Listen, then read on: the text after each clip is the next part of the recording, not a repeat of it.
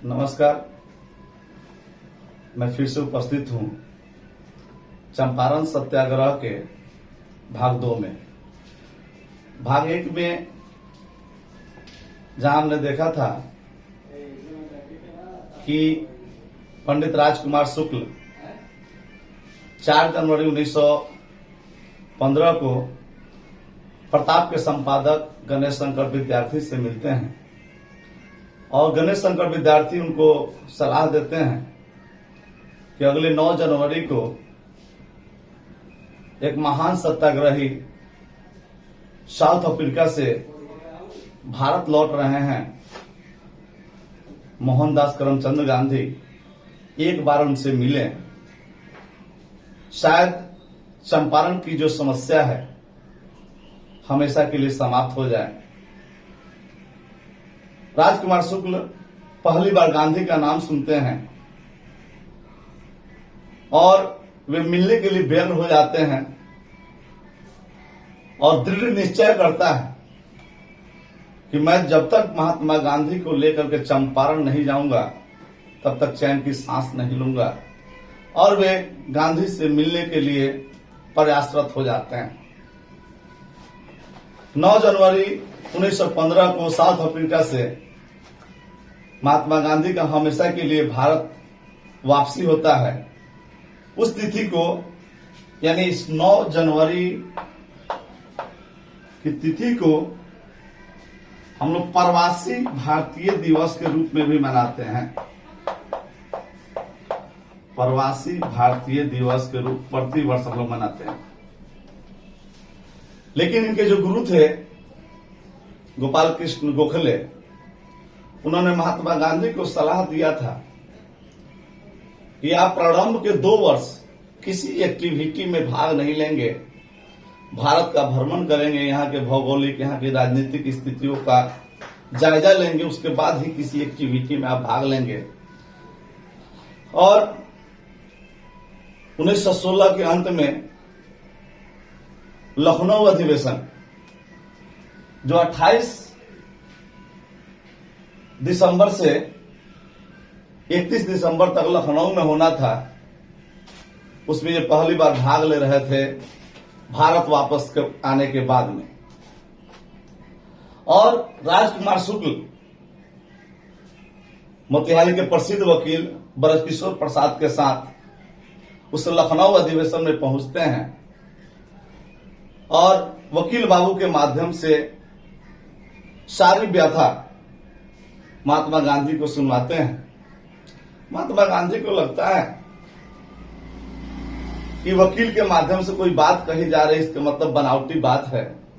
गांधी जी को पूर्ण विश्वास नहीं होता है और वे राजकुमार शुक्ल को एडवाइज करते हैं कि जो भी बातें हैं आप इस अधिवेशन में रखिए। और अगले दिन राजकुमार शुक्ल मंच से चंपारण की सारी व्यथा सुनाते हैं। तब जाके गांधी को विश्वास होता है कि कहीं न कहीं यह बातें सही है, और अधिवेशन में उपस्थित अन्य गणमान्य लोग गांधी को समर्पित करते हैं कि आप ही चंपारण की स्थिति को समझ लीजिएगा, क्योंकि नए थे। तो गांधी जी बोलते हैं कि 31 दिसंबर और 1 जनवरी को पत्रकार संवाददाता सम्मेलन में हमें गणेश शंकर विद्यार्थी के यहां कानपुर जाना है, प्रताप प्रेस में।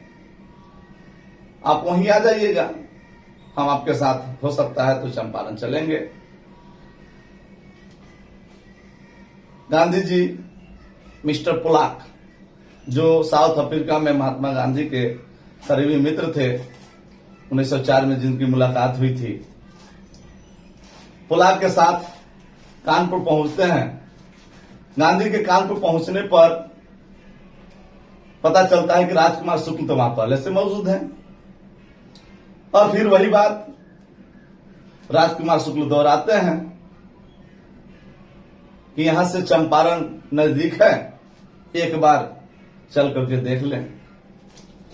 गांधी जी फिर टाल देते हैं, कभी मेरे पास समय का अभाव है, मैं 8 या 9 अप्रैल को कोलकाता आ रहा हूं, आप वहां आ जाइएगा और हमको ले लीजिएगा। गांधी जी 8 अप्रैल को कोलकाता पहुंचते हैं। राजकुमार शुक्ल देखने में सीधा साधा लेकिन जिद्दी स्वभाव के इंसान, दृढ़ निश्चय वाले, वे 6 अप्रैल को ही कोलकाता में जाकर ठहर जाते हैं।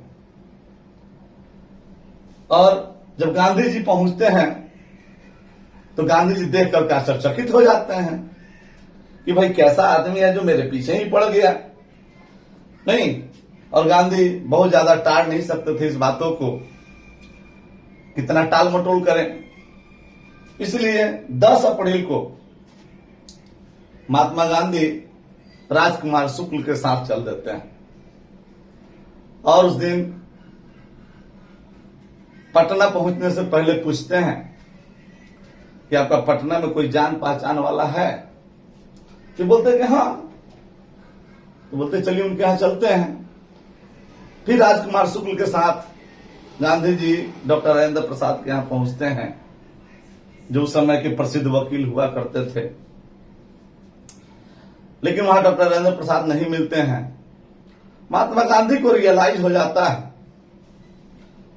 कि राजकुमार शुक्ल जो है इंसान सच्चा है, स्वभाव का जिद्दी है, लेकिन सीधा साधा है।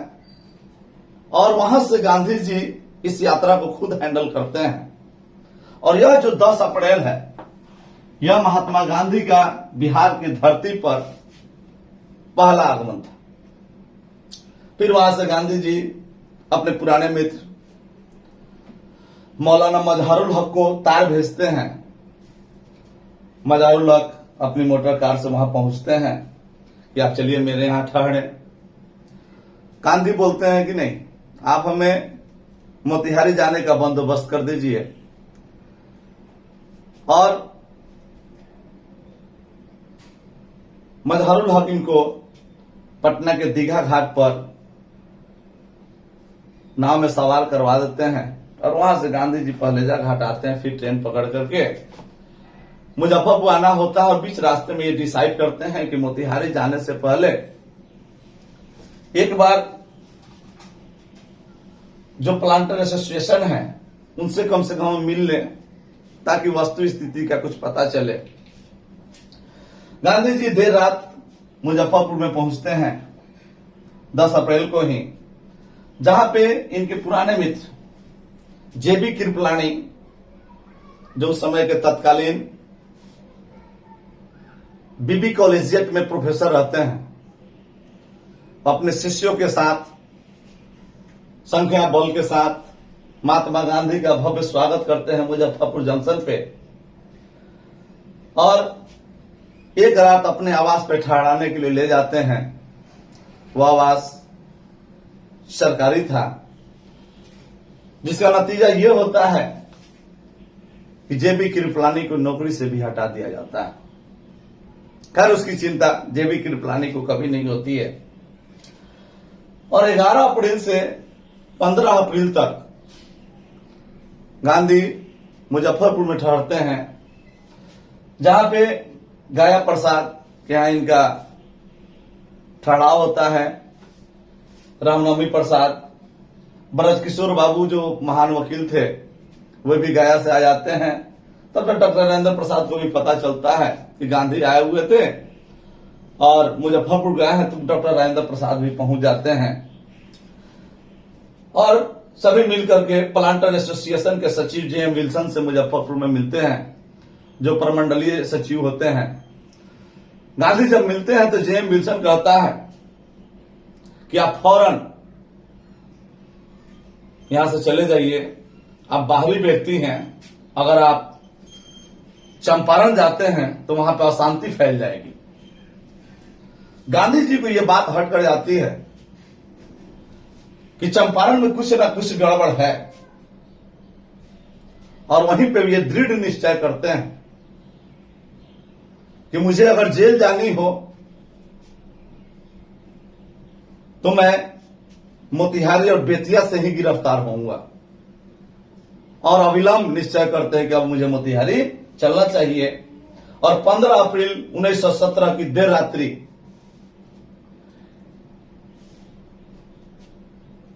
अपने कुछ साथियों के साथ, राजकुमार शुक्ल के साथ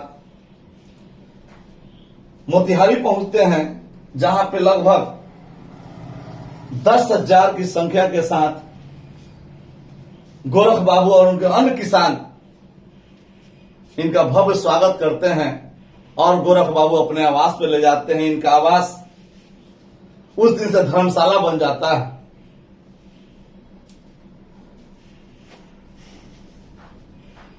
और